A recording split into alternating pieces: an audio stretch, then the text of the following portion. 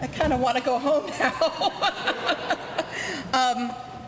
Thank you, Leticia, for that extraordinary introduction. I've been introduced a lot, and that was an incredibly special one, although I feel like when I publish things, there should be a caveat that people we're not allowed to read it back to me 21 years later. But thank you very much. That was really special, and it makes me feel especially inspired to be here this evening. I also want to thank, everyone at C3 for inviting me. It's great to be among fellow travelers in the room for a weekend. They said, well, you don't have to stay the whole time. I said, no, I'm staying the whole time. I'm staying the whole time. And I also want to thank Denise Buell and the executive committee, the planning committee, Mark Kamamura, and especially Carrie Green for all of your help in getting me here this evening. So I want to share with you some of what we've been up to at Washington University. And also, President, right? You're the president? Yeah. My boss, Holden Thorpe, says hi. Oh. Yes, so at some points you may have to hold your ears and pretend like you didn't hear me say what I said about WashU, okay? What's said here at C3 stays at C3, okay? All right, deal. He went to college with my boss or something, so, all right. Okay, so I'm gonna run through, and if I'm over here, can you all still hear me okay? I'm a law professor, I pace, okay. So I want to run through some of the challenges, I think, that confront diversity in higher education. And a lot of times I think people are very surprised when they learn that there are diversity challenges at universities because they say, well, aren't you filled with a bunch of raving liberals? Yes. Right? Don't raving liberals believe in diversity? Yes, more than many people, yes. So what's the problem?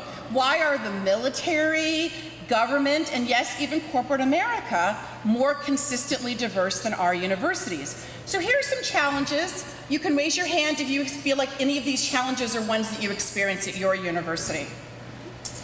Decentralization. Anyone? Anyone? Now this may be less of a challenge at some of the liberal arts colleges, but for a lot of us, there's a lot of challenge that comes from the decentralization, the decentralized nature of not only the schools, but also even the revenue structures. I'll come back to that. How about this one? Shared governance. Anyone? People are afraid to put their hands up. Look, I'm a faculty member. I'll be the first one to say it, right? If you are in the military, if you're in a corporation, there's a command structure, right? The head of Microsoft, head of IBM, your general says, this is what we're gonna do. That's what you're gonna do. You're gonna either get in line or not. In fact, my dad's a retired spook. Young folks probably don't even know what that is. My father was the second African-American FBI agent to be hired in the FBI. He was hired by, yes, J. Edgar Hoover, and went on to have a very illustrious career. I'm very proud of him because he was part of the cohort of African-American and other FBI agents in the 1970s who really got that organization to be focused as an enforcer of civil rights, right? So I'm very proud of him. He also happened to be running the FBI at the time when they began to admit women as agents. So when I got my position, I said to my father, I said, I'm supposed to be helping out with a lot of gender equity. What was it like when you had women come into the FBI? And I said, was it a challenge? He said, well, yes, of course it was a challenge. It was the FBI, right? And I said, well, what did you do? I thought maybe I could learn something. He said, well, I called all of my supervisors into my office, right? And I said, we're getting women and I want them to be treated fairly, and I don't want to hear anything out of any of you that anything went wrong. And I said, you did that? He said, yeah, I did that. And he said, one guy said, well, I'm not getting a woman. You can't give me a woman. I'm not taking a woman. He said, you're getting the first woman. There was also some other language along with that I cannot repeat. And what that led me, so then I had this fantasy in my head, right? This is part of what you can't share. I had this fantasy in my head. The first fantasy was, well, if the chancellor just got all the deans in the room and threatened them, like this is what we needed. And my second thought was, maybe I just need a gun. If I just had a gun like my dad. Anyway, universities are the opposite of what we call command and control organizations. Shared governance. I've been a faculty member for 26 6 years. I've only been administrator for 6 years, so my heart is with the faculty, and I know why we have to have shared governance. I know why it is, I would never give up in a million years, but the fact that the faculty have control over hiring, promotion, and retention and curriculum is, when it comes to diversity, it could be it's a big challenge. Academic freedom. Anyone ever see academic freedom get in the way of diversity and inclusion? Anyone ever? Because my inbox is full right now. Full right now, okay? We produce knowledge, right? That means we have to grapple with things that make us uncomfortable. And by the same token, there are things that no one should ever have to hear at a university.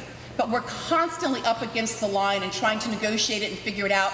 In other contexts, frankly, where people would just be fired or they'd be warned and told you can't do this anymore. So the specific context of academic freedom means that we're constantly negotiating a lot of harm, and it's much harder to change our cultures and climates.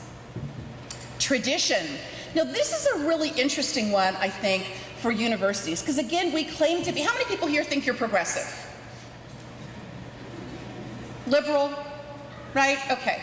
So then why do we all dress up like this? Every year, right? And it's hot. I bet it's even hot here. As much as we claim to believe in all of these values, we are still dressed up like medieval, I don't even know what these people are dressed like, right?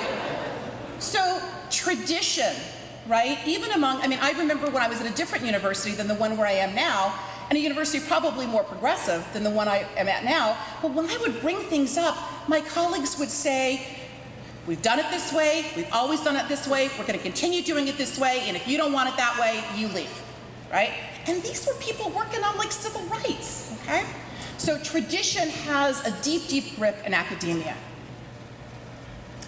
Non-traditional management paths.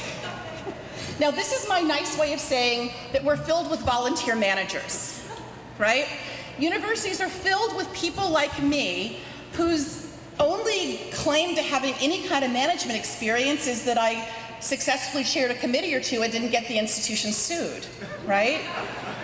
And all of a sudden, I have a major budget, and I've got a team of people for whose careers I'm responsible for, and I'm supposed to be doing all of this stuff, and I'm like buying Harvard Business Review every day. Like, how do I fix this? How do I fix that? How do I fix the other? Most of the people, this is changing somewhat, but I should say a lot of the people who are going to be the leaders at universities are people who probably have good hearts, right? And they're probably extraordinary, outstanding scholars, but they may not be skilled at managing. No one may have ever actually taught them how to lead and how to affect a culture of change, right? That is a very specific set of skills, and it's not something that we teach at universities. And finally, how about this one? Resources? Anybody finding that to be a challenge with diversity? None of you guys are all good, so I should just come work at your schools, right? You never get told, no, we don't have any money for that. So even at WashU, where we have a lot of money, but even at Washington University, here's what I would say. You know, when we were building all of the grand buildings and we were putting together our, what have become our signature programs that yielded Nobel Prize winners and billions of dollars in federal grants and everything else, those were the golden years, the golden times. But when would most of you say that diversity became of really primary value at universities, to the extent that you would begin to hear your chancellor and your provost leadership talk about it publicly? Give me a decade. 90s, I'm hearing 90s. Anybody earlier? No? Okay, later? 2000s, 90s, 2000s? No. So that overlaps with collapse of the economy, constraints and resources, universities beginning to really scale back our administrative structures. So at the same time that this new value is really emerging, diversity is the same time, it's the exact same time that universities are beginning to really feel the pressure on administrative bloat, financial aid, everything else. So, it's not that the universities don't really genuinely care, but the fiscal constraints are real, and a lot of us feel it every day. So, On top of all of those challenges that probably a lot of us share, at WashU we had another significant challenge that was specific to us as a research institution, okay? So how many of you are from fellow research universities here? Okay, any of you not have a provost? No, it could be hard to imagine not having a provost, right? Well, we didn't have a provost for 15 years. From 1995 until 2010, Washington University in St. Louis did not have a provost. We had a chief academic officer, but we had no office of the provost. Our chancellor had come from MIT, where he had been the provost. He felt like he didn't need one. He thought there was lots of great leverage that he could get from having the deans report directly to him, and it worked very, very well. But there were also some costs. One of the costs is, think again of that time period, 1995 to 2010. What is happening during that time period with diversity around the country? That is a time period when our peers were building their diversity infrastructures, and a lot of them were building it in a centralized way out of their offices of the provost. We had nothing to build. So come 2010, we were really struck. This is when our chancellor brought back the office of the provost and said to the provost, I want you to make diversity, especially faculty diversity, your top priority. So Damon Williams, who was a legendary thinker and visionary in diversity in higher education, he said you can think about universities and you can kind of do a typology of universities in three ways, right? So there are the mature universities. These are the universities that have been doing diversity inclusion work for some time. Since the 1970s, 1980s, they're probably on third generation programs.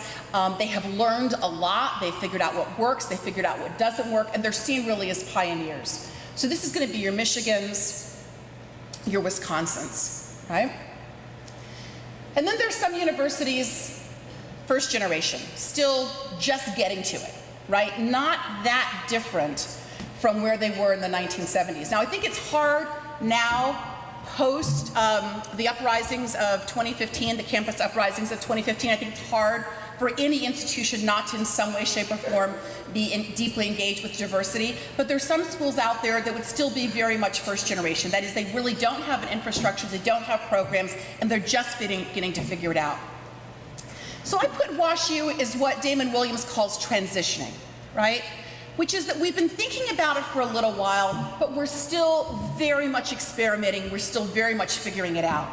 Now, I had a lot of CDOs, Chief Diversity Officers from peers, including some folks from the mature institutions, come and talk to some of my folks.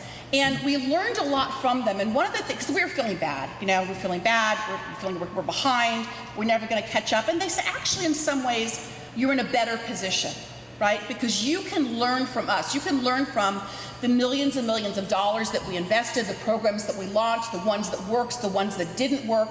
You're in a position, you're really well positioned to be innovative and to think about things in the 21st century. You don't have a lot of legacy programs that people are attached to that might weigh you down. So we've been trying to embrace this transitioning status. So where are we now, right? It was 2010 when our chancellor said to our provost, I really want you to make this your top priority, okay?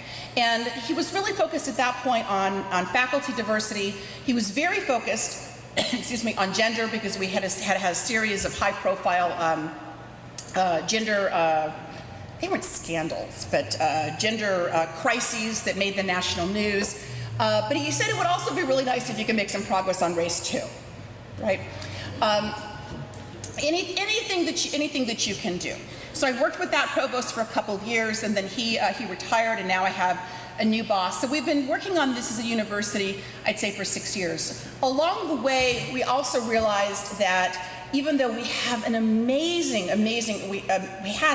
group of student affairs folks, we hadn't really done right by our students, and that we hadn't built an infrastructure specifically designed to support all of our students, right? We just did not have a diversity infrastructure in place. So the provost said, can you help out with that too? So where are we now? Here's some of our recent progress. So in terms of, I'll talk about admissions. I'll talk about faculty hiring and retention. I'll talk about our senior leadership, and I'll talk about the infrastructure. So with admissions, for a long time, we have been holding steady at 7% African Americans in the first year class. Any other institutions feel like you get stuck after a while? You want more students of color, and you just can't seem to break the numbers, right? It's very hard to do that. And this was something that was very embarrassing to us for a lot of reasons. We had a very high graduation rate for African American students that we're very proud of. It's about 92, 94%. But we just were not getting the numbers that we needed to have. So we doubled down, knuckled down, and this year we surpassed 12%. And that led us to being proclaimed in the Journal of Blacks in Higher Education. We tied with Columbia University as the top among the research universities. We tied as the top #1 for the largest percentage of incoming African American students. And here's what I want to say about this. We did this with no athletic scholarships. Let me say this again. We did this with no, because we're Division III, no athletic scholarships. Anybody here from Duke? Because I'll lord it over you. No Dukies here tonight? All right. See, I was also at UNC for 7 years, so there's just a built-in, there's just a built-in thing there.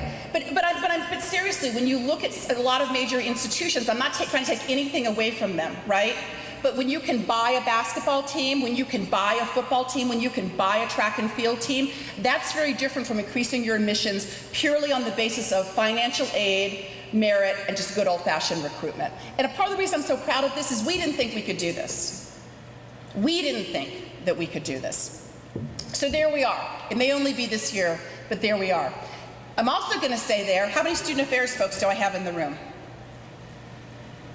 Not as many, okay. Student affairs people, what are you immediately thinking though when you see going from, and I'll put up the next number as well, Hispanic first-year students went from 6% to 9%, and our Pell-eligible students over 3 years went from 6% of the incoming class to 13%. We're very proud of all of this. Student affairs folks though, what are you thinking immediately? Retention, support. Retention, support, right? All of a sudden, we've just about doubled all these numbers, right? But are we confident that we know how to give them the support that they need? And these are extraordinary students. It's not their academic capabilities that we're concerned about. That's not the concern that we have. They're probably in some ways better than a lot of our other students, right? The concern that we have is, are we going to make them feel truly welcome and that they're truly a part of this university? So this extraordinary success has put even more pressure on our, what had been a close to non-existent infrastructure for supporting students. Other recent progress, faculty hiring and retention. Anybody have trouble recruiting faculty? Keeping faculty of color? Anybody? Anybody? All right. So this is for what I call our Danforth campus, our non-medical campus. The numbers are, in 2010 when we began the work, African American faculty, you see the raw numbers there so you know what our ends were, it was 3.7%. Had held steady at that for a long time, didn't think we could do more than that. Hispanic faculty, smaller N of 15, was at about 2.3% of the faculty. We got it up to over 5 years. Now African Americans are 6% of the faculty and Hispanics are 3% of the faculty. Now what I really want you to note is that's an 83% change over about 6 years, a 60% change, and then that's against an overall growth rate of 8% of the faculty. It's meaningful and it's significant. And when I talk to my colleagues about it, because I don't hire the people, the provost doesn't hire them, the chancellor doesn't hire them. It's my colleagues who are hiring the faculty. And what I say to them is, if we have another 5 years, so we were among the bottom of the R1s in terms of our percentages of faculty of color. We're now dead in the middle, right? 6-7% puts us dead in the middle. I tell them if we have another 5 years, like our last 5 years, and if we can hold retentions, we will be the national leaders, right? If we can just keep doing what we're doing and if we can hold on the retention.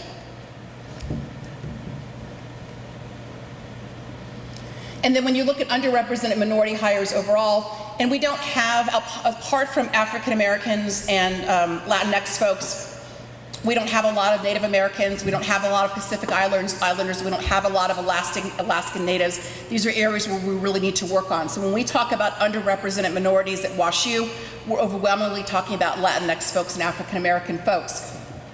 So we've seen a change of 79% over time, and again from 6% to 10%. We never thought we could do this. As with the students, we didn't think that we could do this. Right? But we did, and I'll get to the how in just a minute. Senior leadership. This was also an area where we were really struggling. When we started the work, we had 3 senior African American folks, and by senior, I mean people who had provost or chancellor in their title. Now here's where we all are. So we're now at 16. It's a lot more than it was before. This really was a product of leadership from the very, very top. But it's really changed the daily climate of the institution, and it has made a lot of the folks on our staff feel like there is a pathway for them.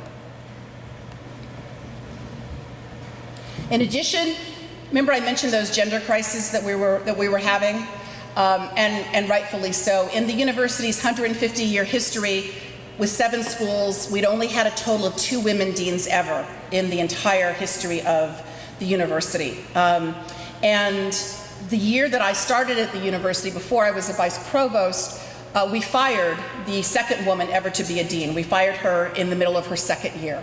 So she was only the 2nd woman ever to have been a dean, and we'd never fired a dean as far as I know. So it was really just it was like a, whatever you call the double of a trifecta, right? It was just a perfect storm. So things became really unpleasant for us. And so just a few years later, through doing a lot of innovation and a lot of aggressive work, our senior leadership is now a slight majority women. 3 of our 7 school deans are now women. Our 2 largest departments are led by women. And we have in place a whole suite of really quite wonderful leadership programs that are designed specifically to diversify the leadership, not only at the university, but also the leadership more broadly. So if any of you are ever looking for deans or chancellors or vice provosts, please let me know, because I'm constantly putting on leadership training programs for outstanding people on both the faculty side and on the staff side as well. Infrastructure. And this, I think, was the hardest one of all, because infrastructure, the others at some level are all about numbers, right? Infrastructure is where you get to the climate, the culture and the climate, and the dailiness of it, right? And I see a student, Andres, right, nodding. This is where, like, all the numbers in the world won't necessarily make a difference if your daily culture and climate are not inclusive. So one of the big initiatives that we started is, let me back up. So when did Affinity Centers mainly start at universities? It's an easy one. 68, right? 60s, 1968. That's where you see your first, quote, African American houses, black houses, what have you. If you're on the left coast, your west coast, you see Chicano houses, brown houses, Asian American houses as well, right? So that was a really big movement in the 1960s and 1970s. Overwhelmingly, it's a product of student activism. Next big leap forward would be when? 80s, and those tend to be called multicultural centers, right? So then you have a rise of a lot of multicultural centers throughout the 1980s, early 1990s, right? Another big investment. At WashU, we managed to miss both of those, all of it. So none of it took. So come 2011, we had no affinity houses, we had no African American houses, we had no Hispanic houses, Chicano houses, LGBT houses, women's centers, nothing. We had nothing. But ever the optimists, we said, you know what? And the students they were done. It was like 1968. They were done with us, and rightfully so. But we said, you know what? We have an opportunity to really think about what this should look like for the 21st century, right? For the 21st century, not for 1968, not for 1988, not for 1998. So we decided to create a Center for Diversity and Inclusion based on 4 pillars: support, advocacy, education, and collaboration, with the idea being that this would be a center that would welcome all of the students, especially every student who experienced themselves as having any kind of marginalized identity, and that this would also be a very high-level person, an associate vice chancellor, who would report directly to our vice provost or vice chancellor for students, and someone who would be sitting in on all of the policy making, and again would advocate for all of the students. And so far it's been so successful that we're moving them out of their initial very small little house into a much bigger space, and that's happening this fall, and I could not be more thrilled about it. We also were one of the early institutions to create a bias report and support system. How many of your institutions have this now? Quite a few. How many are considering it? Some, okay. If you have questions about this, let me know, because we've learned a lot from it. But there were two pieces to this. One piece was to be able to give any student who either experienced or witnessed discrimination or harassment happen against another student, to give them immediate support and refer them to a way to resolve it, okay? The second piece, and this piece in some ways was even more important, is that we began to track every single report that came in, okay? Now, that's the power of data. So we released the reports. Initially it was quarterly, now we release the reports every semester and then over the summer, and we always give them to the deans in advance. So we were all prepped when we first got our first report in. Who do you think the primary offenders are going to be? Well, it's going to be the students, because that's who they've been complaining about. So we had our structure all lined up to support the students who were we knew be discriminated against by other students. Who did the reports come in against? The faculty. The faculty. And this was the power of this. They hadn't been telling us about the faculty because they didn't feel empowered to. Now here there was a full system. It protected their confidentiality. People could make anonymous reports if they wanted to, and all of a sudden the information began to pour in. Well, when we took it to the deans and showed it to the deans, what do you think the dean said? This is not acceptable. This is not acceptable. What do you provosts need so that our faculty can be better equipped to manage the classrooms, right? And that's the power of the data. So we were able to invest a lot of resources, and I'll get to those resources in a moment. And there are some tricks with this, so if you have questions, I will be happy to talk about them. But to me, the single most successful piece of this has been the data that we collect and we now have. Something else that we created was an Everyone's Welcome campaign. And some of you may also have this, that if a student group goes through training and has an event and they do the training, they check the boxes to make it a truly inclusive event, we give them an additional premium. We give them additional money for the event. How many people have something like that at your schools? Okay, so this is an example of giving students a hard incentive for, if you make your event inclusive and let us help you with it, we'll give you more resources to do it. One of the other things that we came up with was inclusive classrooms, right? And again, we already knew that classrooms were a real trouble area. And it's not always the faculty who are saying or doing things in the classroom that are challenging, but frequently it's just other students who are doing and saying things, and the faculty aren't sure how to respond. And this has happened to me as a law professor more times than I can possibly tell you, where some student says something and it either catches me off guard and I don't know how to respond to it, or my head is in trying to think about how I'm going to teach them something else and I don't even notice that it's an offensive thing. And the only way that I learn is if students later come to me and share it with me, but that's a really hard thing to ask a student to do, especially in a law classroom. We've got 100 students, I barely know them, they barely know me. It's a lot to expect them to come to me and say, hey, what you did is really offensive, right? And by the way, will you write me a letter of recommendation too, right? So this was an area that we took really, really seriously, which is how could we try to pilot inclusive classrooms. Now again, we had all of the deans behind us because they're seeing this data and they were horrified. It ran against everyone's values. So one thing we did is we created a standing committee on facilitating inclusive classrooms. Now, if I was on Facebook, this would actually be a joke, right? Because people make fun of standing committees at universities. But this has actually been a very powerful committee. It is co-chaired. It's co-chaired by my assistant provost and also by a faculty member. So really, really important, I think, that it's co-chaired by someone who the students would see as sort of an advocate for them. And then in order for the faculty to buy into it, it's co-chaired by a faculty member. It has representation from all of our schools on it from the academic side. It also includes some of our key student affairs administrators, and also importantly, it has students on it. And we've asked them to do some really important policy work for us. Trigger warnings. Anybody dealing with trigger warnings right now? Issue anywhere? Trying to figure it out? So we charged this committee with coming up with a best practice. And they came up with one that was absolutely beautiful. So then I said to them, you gotta take it to the Faculty Senate Council, our faculty governing body, right? They took it to the Faculty Senate Council. Oddly enough, miraculously enough, the Faculty Senate Council said, you know what, if you tweak a couple things, we think this is actually a really, really good policy. So it's something that's become a best practice for us now, and something that I think if you had just sat me in a room, or the provost in the room, or all the deans in the room, none of us could have come up with it without having all of the stakeholders be able to spend, probably a good 6 months on it or so. So this has been a really, really powerful community for us, and also people sharing best practices with each other. We also gave our teaching center a new hire.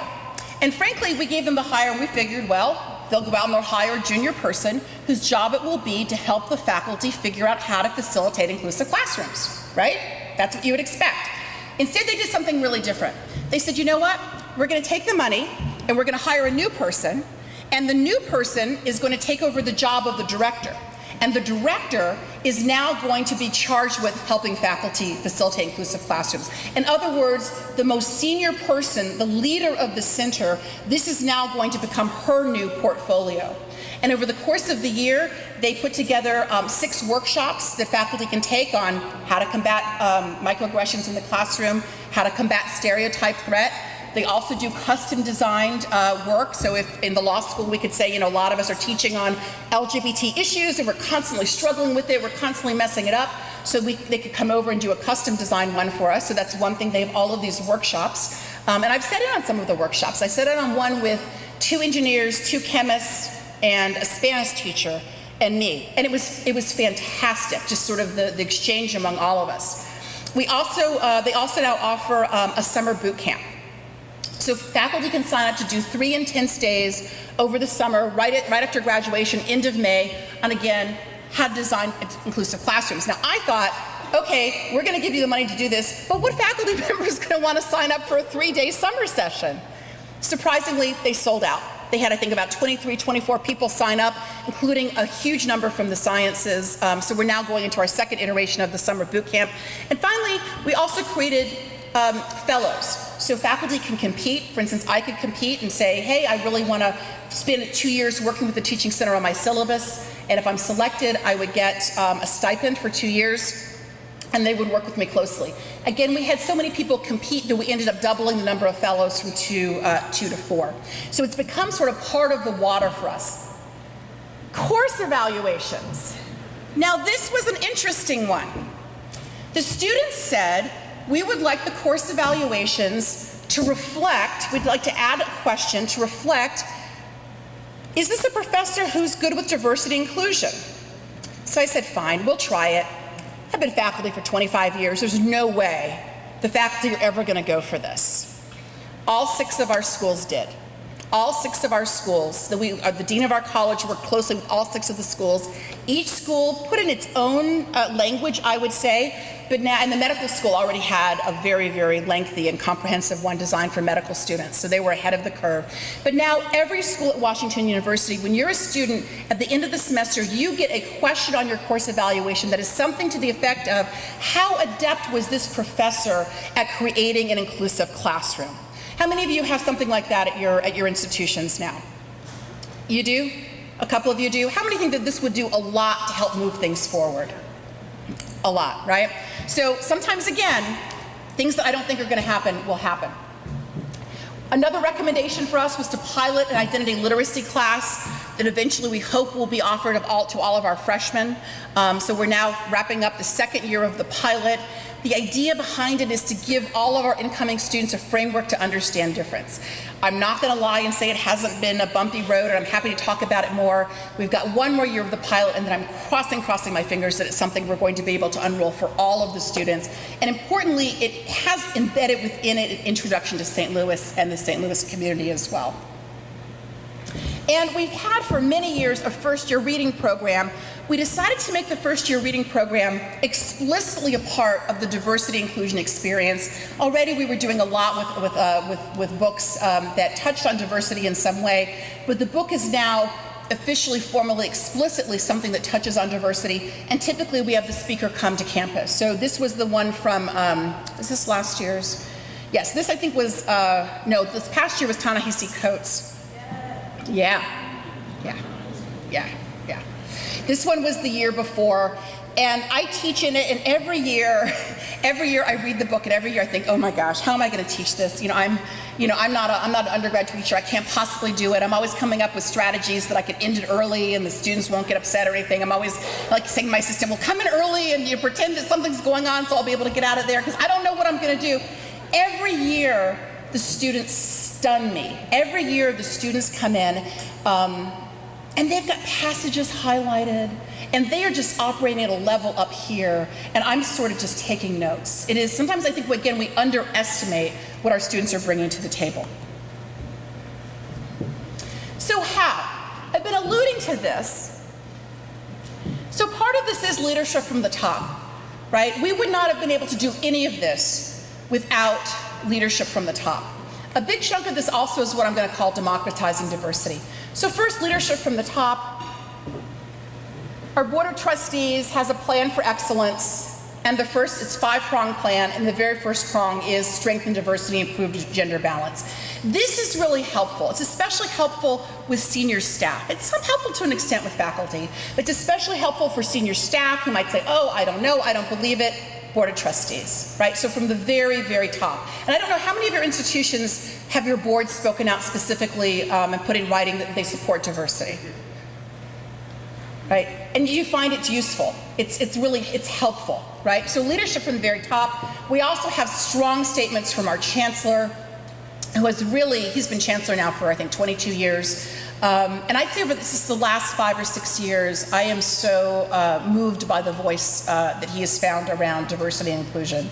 And then here's a statement from the provost. So the point is that the leadership from the top means that whenever I walk in the room or my colleagues walk in the room, people can certainly say, I don't believe in this, but they know that they are the outlier, right? They know that the chancellor, the provost, and the board of trustees. And that's important because you know what faculty will do? Faculty are really good for going, if we know someone on the board of trustees, we're really known for going outside, calling that person and saying, you know what's going on at WashU, you need to come and intervene, right?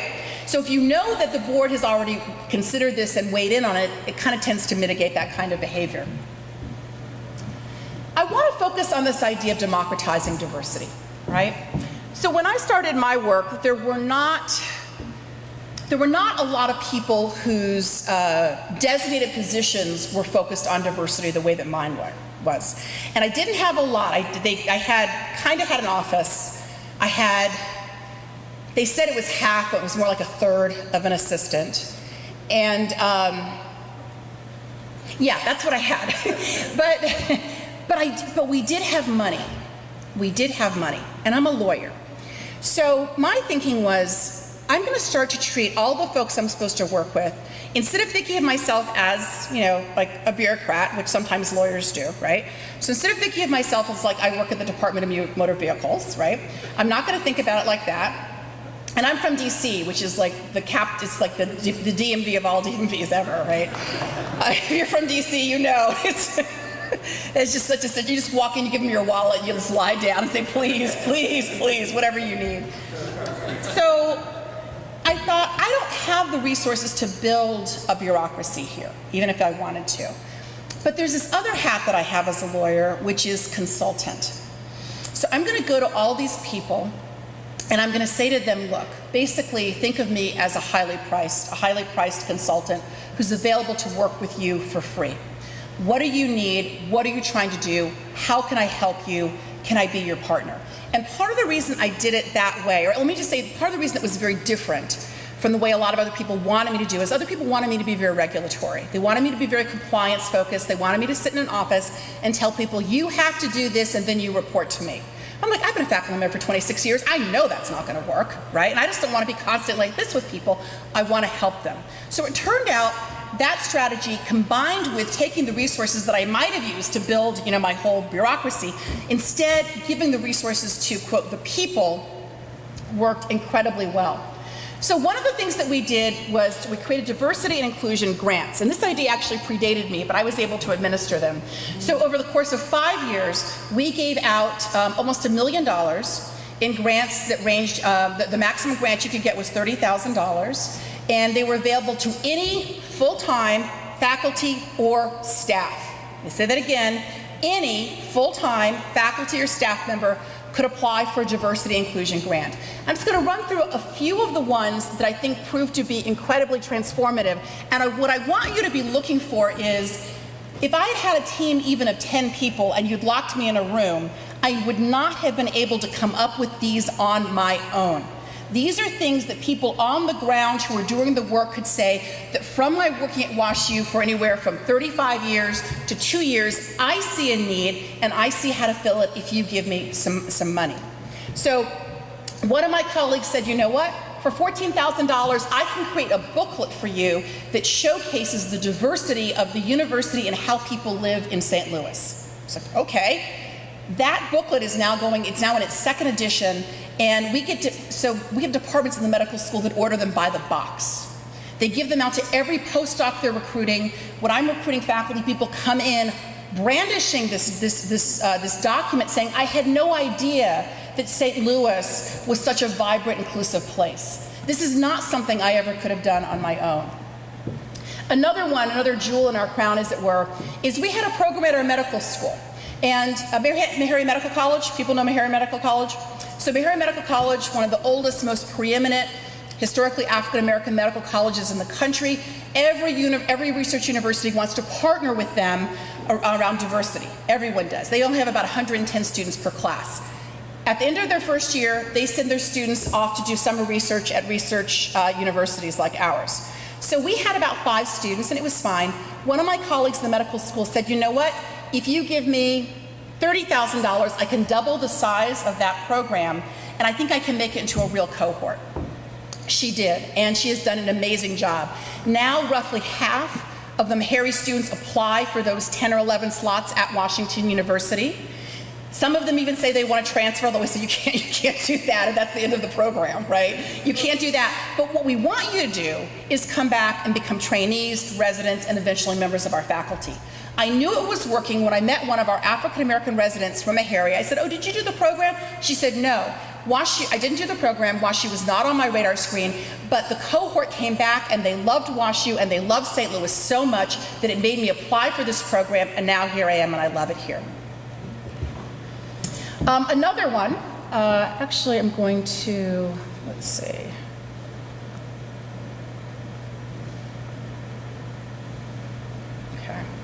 Another one is a summer internship, museum studies. I know Williams has a fantastic museum here. Anybody here touch with museums at all? You probably know then museum studies is one of the widest fields of all of the fields that you could possibly have in the United States of America. Museum studies is one of the widest fields, right? So one of our folks over at our museum said, you know what? For $5,000, I'd like to create a pipeline program. I just want to take one intern a year. And I said, don't you want like 3 or 4 or 5? You know, that's my thing. It's got to be more. More has got to be better. She said, no, I just want one. All I want is one for $5,000. We've had 3 years of the program. The inaugural one, this is her picture, Yvonne Osei, graduated, just did amazingly, and is now holding the Bearden Fellowship at the St. Louis Art Museum, which is a preeminent pipeline program on its own right. And every single person who has gone through that program, it has shifted in some way. Like one of the people was going into architecture, she decided to do curatorial architecture instead. This was a program to increase the numbers of women staff in technology. This is what I was looking for before. The percentage of African American men in libraries. Anybody know it off the top of your head? Because I was stunned. It's under 1%. It's about 0.5% of librarians across the country are African American men. So one of our librarians came and said, you know what, for a grant of $25,000, I'd like to partner with one of the historically black colleges, and I'd like to bring, 5, 6, 7 interns here for the summer. And that has also been one of our most successful programs. This gentleman here to the right was one of the first graduates. He and 2 others went on to the University of Illinois, which is one of the preeminent MLS Master of Library Science programs in the country. And this one, Bradley Quickendile, who is now a librarian, just won a very prestigious award from one of the library associations. And I hope what you're beginning to see is these are not things that I would have done in my role, right? I wouldn't see the need, I wouldn't have the expertise, I wouldn't have the bandwidth. Another one was, this was a very popular one, having women leaders speak to some of our junior women staff. That was incredibly popular. This one transformed our Brown School of Social Work and Public Health, which is the #1 school. If there's no one here from the University of Michigan, I can say they're the #1 school of public health. But someone's here from Michigan, I'll say, okay, this year we're #2. But top 2, School of Social Work and Public Health. Leticia S, who's now a dean elsewhere, created this Serenade program for $30,000. He said, I want my colleagues to sit down. I want us to identify every qualified, potentially movable, underrepresented person of color in the country. And now I'd say 7 years later, this program is still going on. Essentially, the Brown School is constantly running a parallel hiring, it's not even a hiring process, a parallel courting process that is constantly feeding their hiring. And as of this year, the Brown School is now 25% underrepresented minority faculty. And the #1-2 school social work in the country. Another one of my colleagues in the School of Business, an area that really struggles, said for $24,000, I want to bring recently minted PhDs in business to have them spend a long weekend at our business school, essentially preparing them for life in the academy. And this has become a very, very popular program and also a great recruitment for us. Peer mentoring at the medical school. And this was a great one we did for staff. As I said, every year we have a first-year reading program, and so the students all the freshmen read the book, and a chunk of faculty will read the book. Clearly what was missing there are the staff. So one of our colleagues said, and this is some of the books that we read, one of our colleagues said, for $6,000, we'd like to also get the books in the hands of the staff, right? And that means when a student arrives on campus, why are you laughing? Well, so that means as a student, when you're talking to the financial aid folks, when you're talking to the cafeteria folks, when you're talking to the librarians, they also can be having a conversation with you about what did you think about this book, Citizen? And you can imagine, it doesn't matter whether you're a student with a marginalized identity or not, the power of saying that everyone at Washington University is engaged in this, I think was so powerful. And this is another one of the programs. Let me speed up a little bit. Another way that we've gotten the money into the hands of my colleagues is we also have a Distinguished Visiting Scholar program. On the left, our Performing Arts Department invited Jock Soto, who is a retired principal dancer from the New York City Ballet, to come and spend 2 weeks with us choreographing a play. Jock is Native American in Puerto Rico, and he had such a great time with us. He said, well, can I come back when the play debuts? I was like, yeah, I'll bring you back when the play debuts. So now as Jock flies around the world and goes to Jerusalem and Russia and Paris and every place else that he goes, he always has great things to say about WashU and our dance program.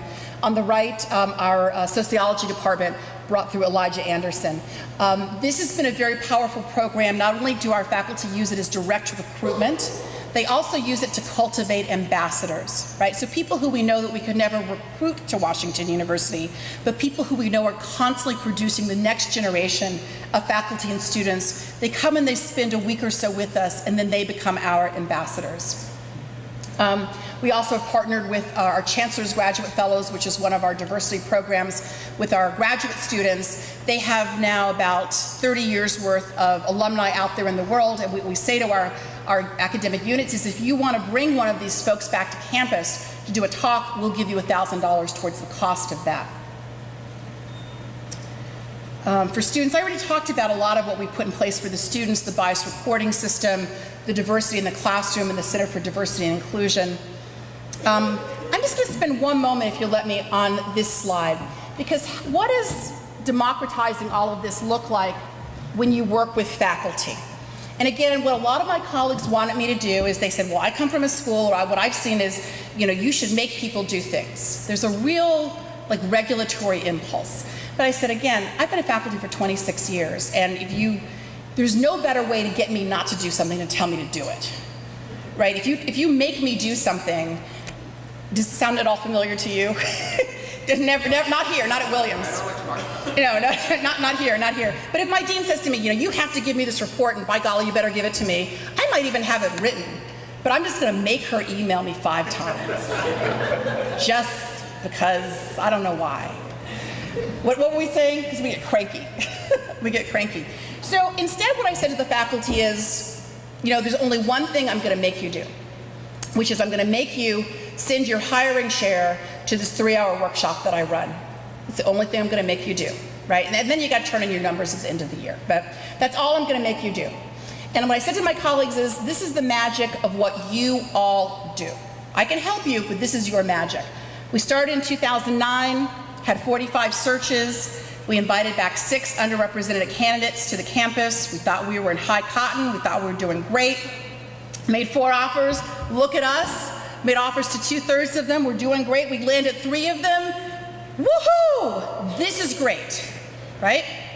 But then we really said to our colleagues, this is a value and a priority. We can't make you do anything, but if you want to work on this, we are here to be this is an institutional priority, right? It's an institutional value, and there are resources for you, and there are people here to help you, and we would love to support you on this. So initially it was just a few people, but pretty soon, so again, we ran 49 searches, comparable. This time, we invited back 25 underrepresented minorities to campus, a lot more.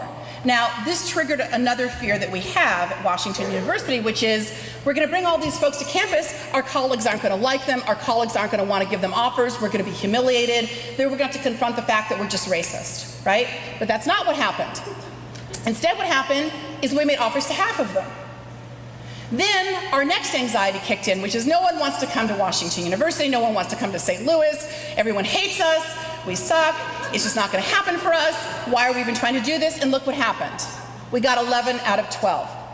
And what I say to my colleagues, this is all you. This is all you. This isn't about compliance, this isn't about me making you do anything, this is about your innovation and what you all are doing differently. So here are just some of the things that they've been doing differently that have really made a significant difference and have gotten us from that 3% to 6% of African American faculty.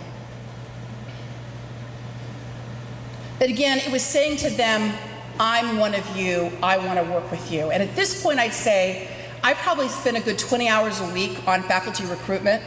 And the reason that that's important is my colleagues are calling me because they see me as a partner, right? They don't see me as the person at the head of the line at the DMV. They see me as a partner and someone who really wants to help and support them. I'm just going to run through this really quickly. Our faculty also have been really fantastic about trying to create various pipeline programs, some of which have become signatures for us and have already, in the course of 2 years, have yielded increases in applications to some of our graduate programs. Again, I want to emphasize it's our colleagues coming to me and saying, this is what we want to do, can you help me figure out how to do it? We got a $5 million grant last year that made us very happy. And these are some of the things I already showed you. Some of the pipeline programs that we experimented with have now become institutionalized. We now fund them regularly. And then I think this is just about my last slide. I assume you all know that Ferguson went down 10 miles from my university. It was a really hard year. I remember I was traveling at some point, and I was on the treadmill at the gym, and I didn't have the sound on, and I was looking at the news, and there was a picture of a tank burning, and military people, and I didn't know if I was looking at a scene from Afghanistan or if I was looking at a scene from Ferguson, 10 miles from where I lived. Turns out it was Ferguson, right? So this was incredibly hard on our students. It was incredibly hard on our staff, a lot of whom live in, near, around Ferguson. It was hard on the faculty. I think it was probably least hard on the faculty, it was hard on the faculty, it was hard on everybody. So I thought from my little corner, from what I've learned, what can we do that might be helpful? And the impulse came back again, democratizing diversity. So we got the faculty, we got the chancellor and the provost to commit $100,000, ended up being $125,000. All of our full-time faculty, any of our full-time faculty, including, no, I take it back, it wasn't full-time. Any faculty, including adjuncts, could apply for up to $15,000 to either do work on their curriculum, on a class, or to do research sparked in some way by Ferguson. Because every school that we have, whether it's the medical school, public health, social work, law, business, arts and sciences, landscape architecture, every single school had some investment in the set of issues that were sparked. And what I loved about it is we got applications from every single school. So in the end, we gave out 11 grants, and I got more from the chancellor, $125,000 in the end. And just here's examples of two of them, just to give you a sense of the range. So one of my colleagues in education wanted to look at the role of school discipline on student learning, and she did that with St. Louis public school teachers. And just 2 weeks ago, she had her final event, which was a public conference. In the School of Art, I had a colleague who had been photographing an African-American cemetery by the airport that had been sort of pretty much wrongfully taken over by the city as part of eminent domain and with all these promises and things, and then nothing was ever done with it. And the cemetery just sits there and sort of deteriorates. And there's just nothing, I think, that's more a sign of racial disregard for life than allowing cemeteries to deteriorate. So she had taken all these pictures and she didn't know what to do with them. So with her grant, she worked with the library to archive all of those pictures so that they will be preserved. And then she worked with one of our local institutions, the Sheldon Gallery, to mount an exhibit. She's a white woman. She also partnered with one of her colleagues, who's an African-American woman, who does photography and video, and the two of them worked together to sort of preserve and present this moment. One of my colleagues who works on Puerto Rican maternal health did a study on the effects of lead on Puerto Ricans in St. Louis, and another woman, a white woman in our Brown School of Social Work, did a really powerful study on how older African Americans were experiencing the post-Ferguson social movements and whether they felt included in it by the younger African Americans or not. Again, a very powerful study. So I'm going to just sort of let this flip through in the background while I wrap up. The last thing that we've been working on, this is a post-Ferguson thing, is the chancellor said to me and some other folks, we've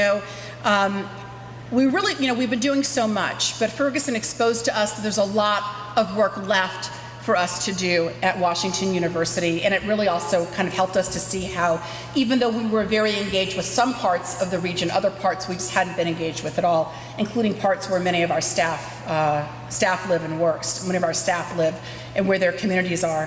So the chancellor said, I want you to kind of take some key action items, the key things, and think about whether we could continue to move the ball forward, continue to transform the institution. And I said I was happy to chair it. There are 11 action items. We added 2 more, so there were 13 action items. I went back to what we had learned from, which is, I could have sat down in a room with my team and some folks and just kind of knocked out the 13 action items. But instead, we decided to outsource them to folks all across the university. And I'll use as an example the technology one. We have one of our action items is how to eliminate how to eliminate diversity barriers posed by technology. To be honest, I didn't know what it meant. I had a very limited vision of what it is. I thought, okay, that's, giving people better access to the hiring pages, and it's making sure that the screens are accessible and everything. But I pulled in some of our folks from admissions and technology and just all over the campus, and I turned it over to them. And they came back with a set of things that just, it blew my mind. It blew the provost's mind. It is absolutely extraordinary. I was so grateful to them. But even more importantly, when I sent them the thank you letters, 2 of them emailed me. And one was a white colleague in a unit that I knew her, I thought highly of her, but I had no idea. I didn't experience her as someone who had been a diversity partner before. And she sent me an email and she said, thank you so much. I'll just call her Jane. Jane said, thank you so much for your thank you note. She said, I've been here for 30 years. This is one of the most meaningful things I've worked on at the university. Another person, a white man who I hadn't known at all until I asked him to help me write the report, he sent me an email and said, you know, your thank you letter is now pinned up on my computer. The opportunity for leadership and to do something of value to the university was something that has meant so much to me.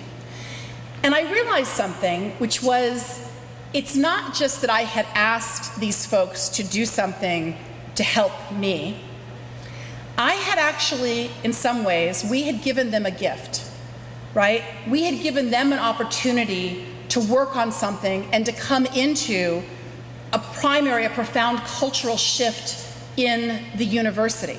Needless to say, those folks now are primary ambassadors and soldiers for us on the ground, right? They're people who had no background in diversity. I'm sure that they, are committed to it in the sense that most people are committed to it in theory, but by giving them the opportunity to actually work on it, it touched something profound in their hearts. And it was a really great lesson to me, which was that even though sometimes my impulse is, let me just do this. Like, I've got something I've been told to do. Let me just do this. I can sit down, I can knock this out. I'm a lawyer, all I need is a week, I can knock this out.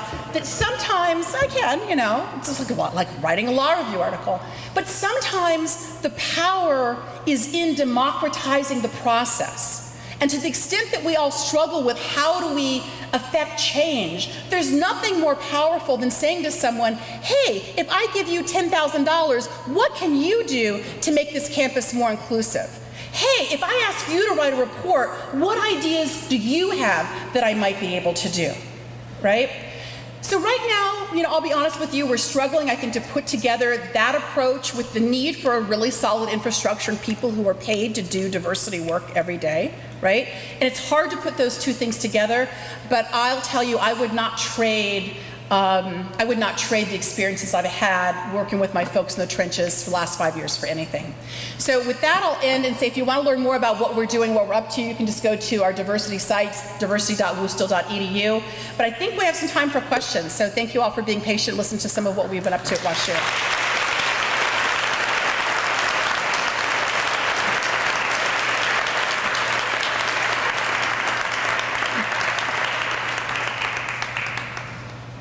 Any questions? Comments? Recommendations? Yes? I have a question about your hires and the use of TOPs. We have a TOP program, but it seems more often that a department comes and says, hey, and then they don't get the funding. So can you talk a little bit about how that was engineered and how sort of... Right, target of opportunity? Right, so... What percentage of those jumps were TOPs? Yeah, that's a great question. She's asking about target of opportunity programs and how they work. So for folks who don't know what those are, target of opportunity hires are faculty hires that happen without a national search. So typically, your provost or your chancellor, whoever, will authorize a certain number of hires per year. Say it's 5. And the expectation is that there'll be national searches or some kind of search. But sometimes you might just say, hey, we were talking to Adrienne and she said she really wants to move to Williams College and maybe we shouldn't do like a national search. Maybe we should try to just hire her, right? And that's known as a target of opportunity. Now, I have been working really hard to get my colleagues to understand that target of opportunity is not synonymous with people of color, right? They have in their heads that it just means going after people of color and especially underrepresented minorities and women in underrepresented fields. And I have to remind them that we have used target of opportunity hires to hire really outstanding white men for generations. I mean, generations. We basically built our entire economics department at Washington University with target of opportunity hiring, right? So I have to constantly remind my colleagues of this. So it's nothing new.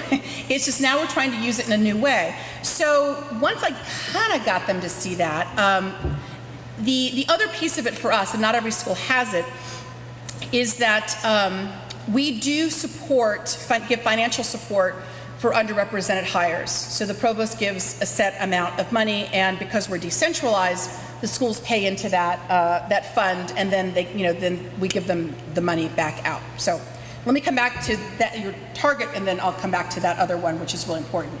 So target opportunity hires have been, 83, almost 90% white, and not women in underrepresented fields for many, many years. And then when we started really working with the faculty on this, Now I want to say about 63% of we call them twos, the target opportunity hires, about 63% are underrepresented. And part of what's happened is that they'll be doing a search and it'll uncover someone who's outstanding who doesn't fit the narrow parameters of the search. So in engineering, we might be doing a materials search and the guy may not be the best in materials. He's not really a materials guy, but gosh, he's really, really good in, I don't know, something related to materials, right? So rather than waiting 5 years for that search, we go ahead and we hire them both, right? So that's one way we use them. Another way we've used them is to hire our postdocs. So we have extraordinary postdoctoral fellows who are constantly around, and their mentors, who overwhelmingly are white, have been really great about coming to the departments and to me and saying, so-and-so is fantastic. Can we keep them from going on the market? Can we hire them? That's another use of target of opportunity hires. Some of the units have been all over it. I'd say that the units that understand like budgets and revenue and economics, they've been all over it from the beginning, right? Other units has taken them a little harder. So one of the units, their chair said, can you come and talk to my unit?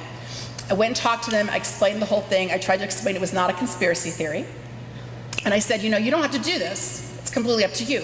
But what I will say is that your school's been paying into this fund for the last 20 years, and all the other schools are taking your money out, and the only way you're gonna get your money out is if you hire people of color. And they're like, oh, okay. And then that year, they hired a tenured African-American man, not their first, but their only, right? So sometimes getting them to really, really understand it. But the structure of our fund is a really important one because, again, what the deans all understand is they're paying in.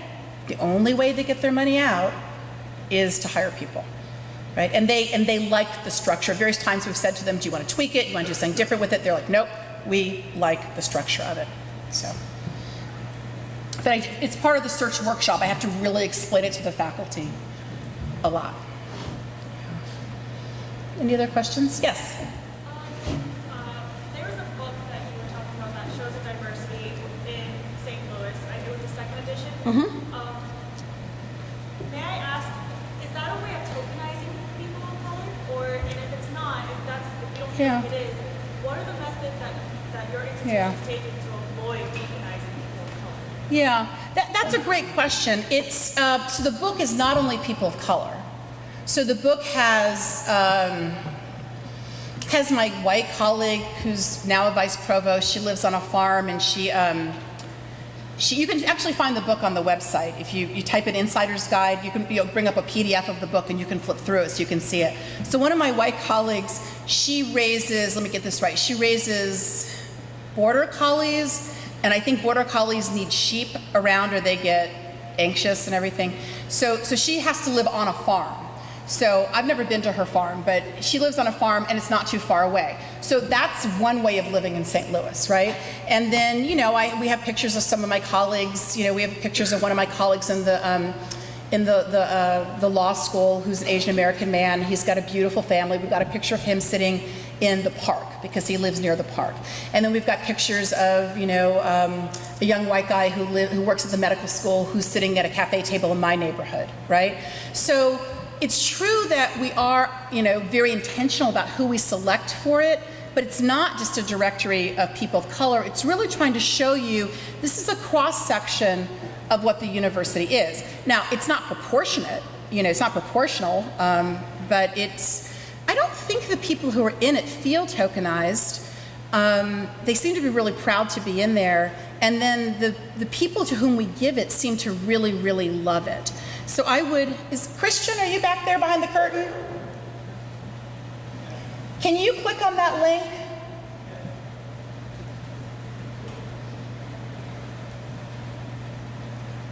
And can you type in Insider's Guide? Let's see if it comes up.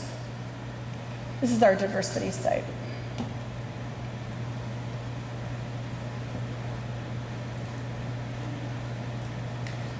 But it is, I think it's a concern. I do things like I have dinner parties to try to recruit, minority faculty to come, and I invite other minority faculty. Yeah, so the one at the top, let's see. No, that's going in a different direction. Yes, go back to the page. Touching the search box. It's okay. Don't worry about it. It's okay. So when I'm recruiting faculty of color, if I'm recruiting an African American couple, I'll invite a lot of our if the couple says this is what's important to them, I will invite a lot of our African American faculty to the dinner party. Do they feel tokenized? I don't think so. One or two have let me know that that's not how they want to be seen. They don't want to be invited to people of color events, so I don't invite them to people of color events. But the others seem to be really invested in building the community, right? So I think it's a fine line that we walk, but it seems to so far have worked okay. Yeah. I get the sense there's something else behind it. My dean is right there, so I'll say that respect. But for me personally, I have been told that students, when they arrive on campus, they feel as if the school has lied to them about diversity. And it's through tokenizing. And that's something that's very troublesome. I want to change that culture on campus and on the website. So that's the first way that students get information. Yeah, I think that's really, really fair, especially from the student perspective. What we do have, let's try it again, Christian. Let's go to the website again. Can you repeat into the microphone a synopsis of what she said so people can hear? Well, she said her dean's right somewhere. He's right there. Dean, raise your hand. Okay. So she said, and I really hear this from the student perspective, that students feel that when they arrive on campus, they've been misled because the brochures aren't proportionate, right? Which I think is a very real kind of a concern. So Christian, are you able to click on the link? So one of the things we're trying to do is be really transparent about our data and put that front and center, right? So there's what I call the softer side of diversity, right? Which is pictures and things like that. And then, and Christian, can you go, let's see.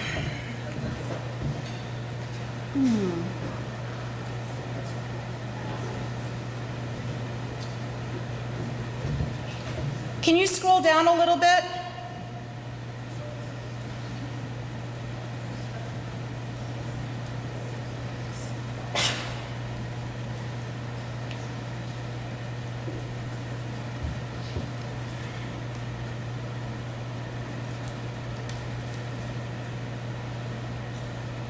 Okay. It's at the bottom wherever university resources. So scroll down. Keep scrolling down, please.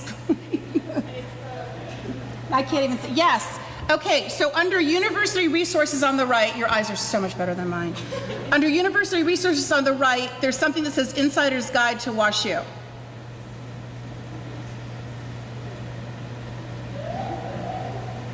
There you go.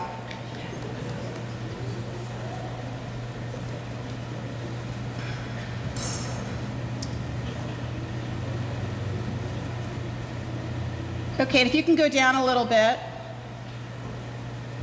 So that just gives you a sense of what's in there. When you look inside, you get more of a, there you go. Yeah, if you just keep going down, thanks.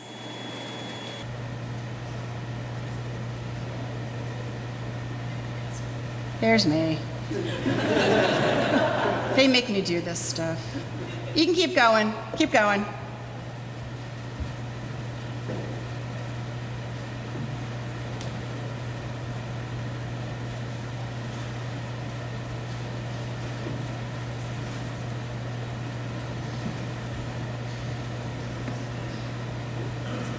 That's Marion with the collies.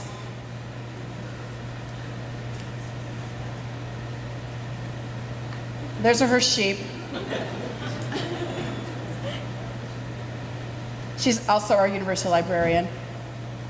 You know, so I did make a point. I did want to make sure that I had a same-sex couple in there because that LGBT is one of the university's most signature initiatives. And St. Louis scored a perfect 100 on the it's not the Human Rights Index, but there's an index they do of all the major cities in the country, and people wouldn't think that St. Louis scored 100. So I want to showcase that and for people to know that this is not a homophobic university, because not every university would put a same-sex couple, in there. You can keep going. You can keep going down. And so I think part of it too is there's different ways of thinking about it, which would be, is it tokenizing, is it disproportionate? But the other thing would be what the university values, right? And so what I think people see is that the people who we have in there are all people who are essentially thought leaders at the university, right? So even if they're not necessarily in there proportionately, all of them would be people who in some ways are leaders at the university. Okay, now I'm going to ask you, Christian, if you can back out of where we are.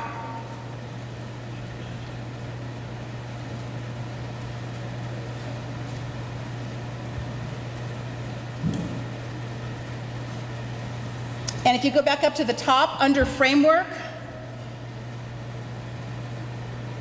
thank you. Can you click on diversity data? Thank you.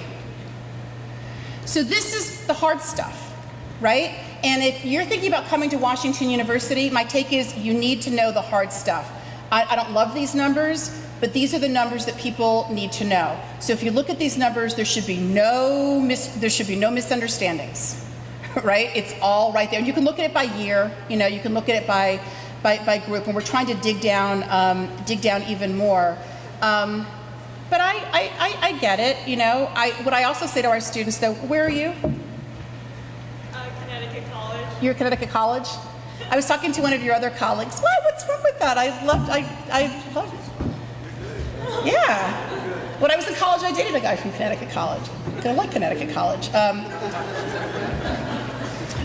But the other thing I try to explain to my students is that I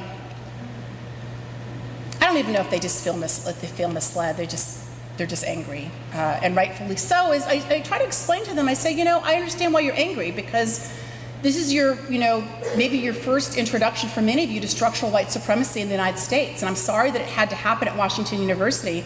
And I wish there was some other elite college out there I could point you to that, isn't like this. But this is structural racial and gender and patriarchal supremacy, right? I mean, this is what it is, and I wish that I could wrap a bubble around us and cut off the spigot so no one new could come in, because we've got a new group that comes in every year. So I get it, and we need to be the best that we can be, but I always tell them we live in the United States of America, right? And I can't sugarcoat this for you either, right? So we end up having good exchanges, and it's because of their activism that we've made a lot of the progress. So I continue to welcome the activism, but I don't want them to feel despairing. I want them to see that their energy can make a difference. So, yes? So you said that your university is about 10 miles away from Ferguson. Yeah. I have a question. I'm not sure if you can answer it, but I'm going to ask it anyway. Because we also have the same issue, but I feel like a little bit different, because now more people are able to come in and we have programs. Where are you? I'm at Bates College in West Maine. Okay. To what extent does the outside community feel welcome on campus? And to what extent is there interaction between Bates prides itself in community engagement and taking down those barriers between the two communities? But there's still, of course, barriers in every higher educational institution. So to what extent does, say, a young black man from Ferguson, like Mike Brown, felt comfortable walking into your campus and feeling comfortable interacting with them? No.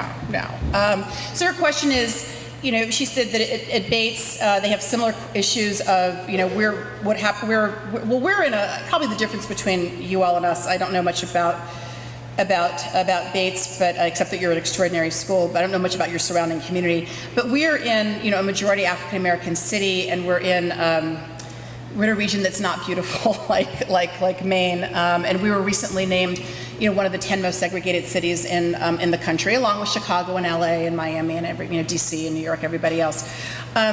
So she was saying too, you're struggling with those same issues. You're not in the middle of an urban area, are you? Okay. So there might be some alignment, but I'd say our issues are I'm not saying our issues are worse, but our issues are very, very distinct. So no, I don't think,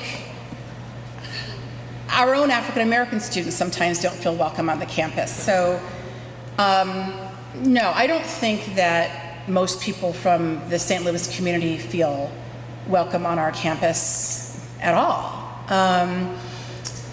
Certainly the ones that I know don't, and I mean, there's some people who do, obviously, people with a lot of cultural capital and everything, but I don't think most of them do. We had, my office partnered with the Center for Diversity and Inclusion to have a minority artist initiative. So we ran a juried show, and we invited local minority artists to submit work, and then we got people from the art museums and our local art faculty to judge it, and then they gave us their work on loan for 2 years, and it went into either my space or the other office.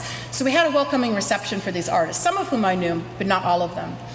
And so many of them said, I've just never set foot on this campus before. And it struck me, I was stunned because we have a museum, and we have an amazing art program, and we have all these diverse speakers who come from all over the country, and none of them had ever felt welcome to go hear any of these outstanding African American artists speak. I was just absolutely stunned. The other issue that we have, and here's where maybe it's an issue, but it also gives us a little bit more leverage, is St. Louis obviously is an urban area. Our school is big. We're one of the economic engines of the region, us and our affiliated hospital. So we're what you call an anchor institution. And so that means that when we want to, we can drive change. Now it's different from, I'm guessing Williamstown, I'm guessing it's a conventional college town, right? And you all are probably the main engine in town, right? Which creates its own issues and opportunities, right? I think for us, part of the exciting thing is there's maybe 5 or 10 anchor institutions in town, and sometimes it's really exciting to think, well, what can we do when we all come together? And it's different from Columbia, where, Columbia is in New York City, right? And Columbia is an outstanding institution, but New York City will continue without Columbia. And St. Louis would really struggle without Washington University. So one of the things that we did is a bunch of the institutions, including us, came together. We said 10, 15 years ago, we're gonna make St. Louis into a startup hub. It's like Judy Garland, Mickey Rooney, for people old enough. We're gonna roll up our sleeves and we're just gonna do it. And we kind of did. And I knew that it was taking off when someone told me, hey, Popular Mechanics names St. Louis is in the top 10. I said, today Popular Mechanics, tomorrow Forbes, right? And recently we were named in Forbes. So doing those kinds of things deeply engages us, right? But one of the guys who we hired was on my list, Dedrick Carter, who had been chief of staff for the head of NSF, and then we recruited him to come work with us. We put him in charge because we said we don't want to do this in a way that's just kind of clearing out the neighborhood. We want to do this in a way that's actively good for the neighborhoods that are going to be involved, especially because our startup is about biomedical and plant sciences, where it takes a lot of degrees. I couldn't do it, right? It takes a lot of degrees, a lot of expertise. It's not manufacturing or something else. So how do we do this in a way that's going to be an engine that drives the economy for all of the folks, right? So this is something, whether you're Columbia in Morningside Heights, WashU in St. Louis, Bates in Maine, universities have to really, really figure this out, both on the micro daily, who feels welcome, but also, I think, to me, even more importantly, it's the what are you going to do to help be an engine for equality, an engine for your community, right? Yes.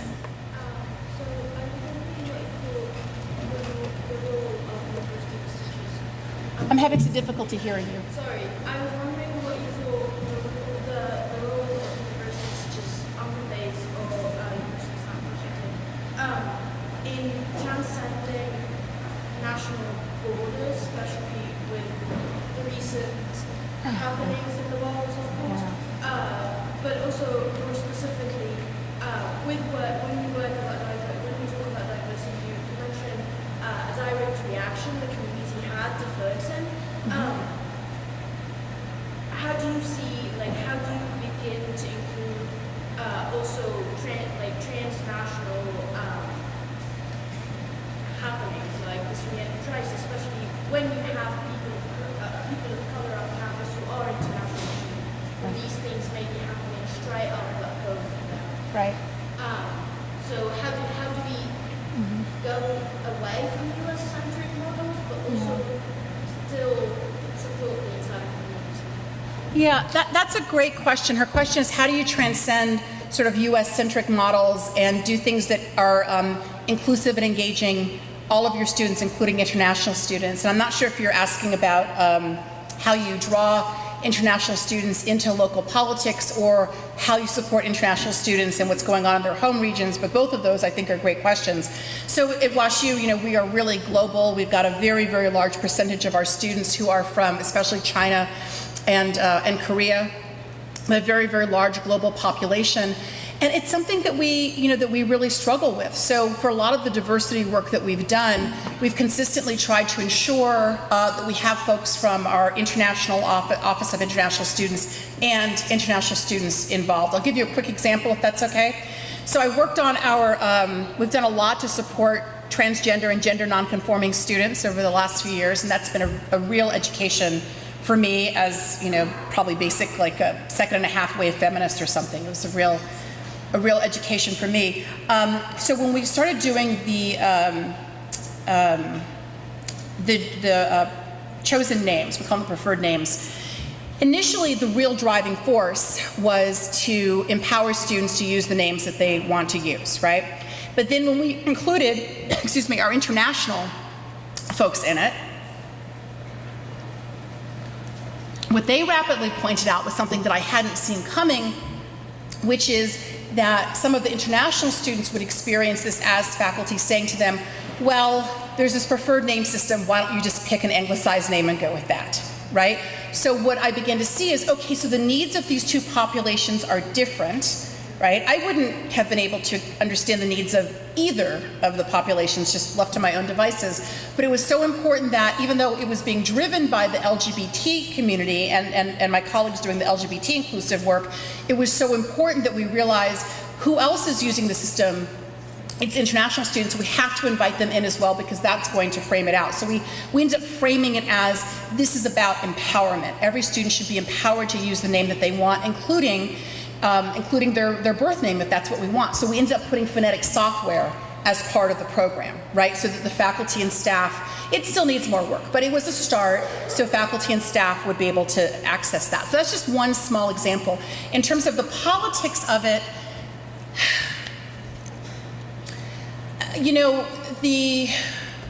I think our international students, a lot of them are pretty good at finding ways to come into the local disputes. They're here to learn about the United States. Some of them, it's not for them. I think the harder part is the other piece, which is how do we support them with things that are going on, either domestically that affect them or internationally. So I was really proud. We didn't come out as a sanctuary campus, which would have been great, but I was really proud that our chancellor was one of the early ones to come out. He went on CNN and talked about this devastating effect of the executive orders on our campus and on our students. And I was really proud to see him do that and to show that leadership. And I think it meant that our international population felt that they belonged, right? That we were an early leader, I think within a week or so of it. But there's still so much work to do, and it really goes to the fact that we have to have all of the different pieces of the university that are working on different kinds of diversity have to be talking to each other constantly and consistently. So thank you all for listening. Thank you so much.